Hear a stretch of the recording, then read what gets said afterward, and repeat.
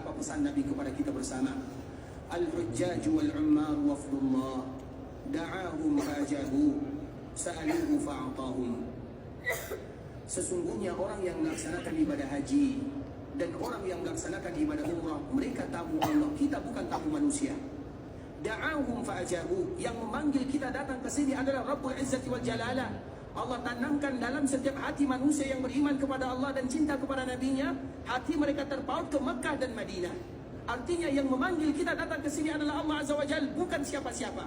Sehingga dikala Allah yang memanggil kita, maka wajar kita disebut dengan tamu Allah. Da'ahum fa'ajabu al-hujjaj wal-ummar wafdullah. Para jemaah haji, para jemaah umrah, mereka tamu Allah. Apa konsekuensi daripada tamu? Tamu Allah. Maka kita harus menjaga etika, menjaga adab dikala kita berada di tanah haram, karena kita adalah tamunya Allah. Kemudian apa lagi ikhwatul Islam? Da'ahum fa'ajabu, yang memanggil kita datang ke sini adalah Allah. Kemudian kita menjawab seruan Allah dengan kalimat yang sangat mulia. Labbaik Allahumma labbaik, labbaik la syarika laka labbaik. Ya Allah, kami betul-betul menjawab seruanmu. Kami datang ke sini bukan karena manusia, bukan karena pujian, bukan karena ini, bukan karena itu, tapi karena ingin mengharapkan ampunan darimu. Kemudian apa kata Allah Subhanahu wa taala, atau apa janji yang diberikan oleh Allah kepada hambanya yang datang melaksanakan ibadah haji dan umrah? Sa'aluhu fa'atahum. Maka mereka yang datang melaksanakan ibadah mulia ini, mereka sebagai tamu Allah, mereka berdoa, mereka meminta, dan setiap doa dan permintaan mereka pun dikabulkan oleh Allah Subhanahu wa taala. Dan semoga Allah kabulkan doa dan permintaan kita semuanya. Tinggal bagaimana kita bisa mau meminta atau tidak. Banyak di antara kaum muslimin, ketika mereka datang ke kota Madinah, mereka lupa meminta kepada Allah. Mereka lebih banyak meminta KFC, meminta McD, meminta yang lainnya. Banyak di antara kita yang lebih rela antrian berjam-jam di luar, tapi jarang di antara kita yang rela antrian meminta kepada Allah Azza wa Jalla. Kita tinggal datang ke masjid, duduk di sana, solat 2 rakaat, kemudian berdoa kepada Allah. Siapa di antara kita yang selalu mengadu kepada Allah, yang curhat kepada Allah? Ini momennya. Maka Allah menyebutkan sa'aluhu. Mereka pun berdoa, meminta, mengharap kepada Allah, merinci kepada Allah. Sa'aluhu fa'atahum. Itu janji Allah kepada semua mereka yang menjadi tamunya.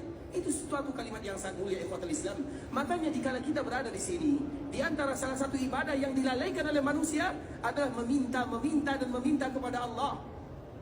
Meminta kepada Allah, semua yang kita minta pasti dikabulkan. Tapi pertanyaannya, mana mereka-mereka yang ingin selalu meminta kepada Allah? Di antara sifat kita, wa kana al-insanu zaluman jahula.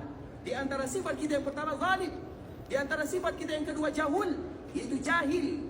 Maka di saat itulah kita mengatakan kepada Allah, ya Allah, aku datang dengan kezalimanku, aku datang dengan ketidaktahuanku. Ampunkan dosaku, mudahkan urusanku, lancarkan rezekiku. Kita sebutkan siapa kita yang sebenarnya.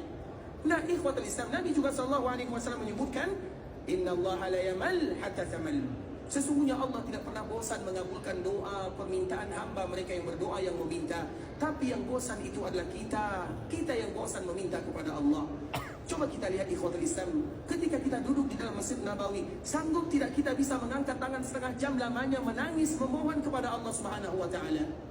Pernah tidak kita duduk di Makkah Al-Mukarramah, kemudian kita menyebutkan semua kekurangan yang ada pada diri kita? Mana mereka-mereka yang mau meminta kepada Allah? Tidakkah kita tahu semua permintaan dan harapan itu akan dikabulkan oleh Allah Subhanahu wa taala? Bagaimana cara Allah mengabulkan? Ada di antara mereka yang berdoa, Allah kabulkan sesuai dengan apa yang dia minta.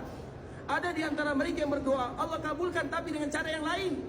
Ada di antara mereka yang berdoa, Allah tidak kabulkan di dunia, tapi Allah simpan di akhirat sana, sehingga nanti dikala dia wafat, dikala dia dibangkitkan, maka tiba-tiba dia mendapatkan sebuah amalan yang sangat luar biasa. Dia pun bertanya, ya Allah, dari mana amalan ini? Ternyata amalan itu adalah doa-doa kita yang dulu belum dikabulkan oleh Allah dalam kehidupan dunia. Tinggal bagaimana kita berdoa, bermohon, meminta kepada Allah. Jadikan setiap sujud begitu lama bermohon, curhat kepada Allah. Begitu juga momen-momen yang indah. Oleh karenanya ikhwatul Islam, ketika kita menjadi tamunya Allah Subhanahu wa taala, maka di antara salah satu adab tamunya Allah adalah selalu berdoa, bermohon, meminta kepada Allah Subhanahu wa taala. Dan semoga Allah Subhanahu wa taala mengabulkan setiap doa dan permintaan kita bersama. Allah terima amal ibadah yang kita lakukan. Bagi kita yang ingin melaksanakan ibadah umrah, semoga Allah Subhanahu wa taala jadikan umrahnya adalah umratan mabrura wa sa'yan mashkura wa dhanban maghfura. Kalau ada di antara kita yang ingin pulang ke kampung halamannya, semoga Allah Subhanahu wa taala berikan kemudahan Allah mudahkan urusannya, Allah kembalikan mereka berkumpul bersama keluarganya dalam keadaan sehat walafiat, sebagaimana kita juga selalu berharap, bermohon, meminta kepada Allah agar kita selalu bisa menjadi tamunya Allah Subhanahu wa taala, agar kita istiqamah di dalam agama Allah Subhanahu wa taala, selalu melakukan kebaikan. Dan ingat ikhwatul Islam bahwa di antara tujuan dan cita-cita kita bersama adalah bagaimana supaya kita mendapatkan umratan mabrurah. Dan kita harus tahu kalimat mabrurah artinya adalah kebaikan, karena orang yang melaksanakan ibadah umrah maka mereka akan diuji semuanya oleh Allah Subhanahu wa taala, dan di antara ujiannya apakah mereka berhasil membawa umrah itu mabrurah atau tidak. Dan kalimat mabrurah tidak diukur di sini, tapi kalimat mabrurah diukur dikala kita sampai ke kampung halaman, dikala kita di sini kita kuat semangat melakukan ibadah salat. Apakah di kampung kita masih kuat melaksanakan ibadah salat?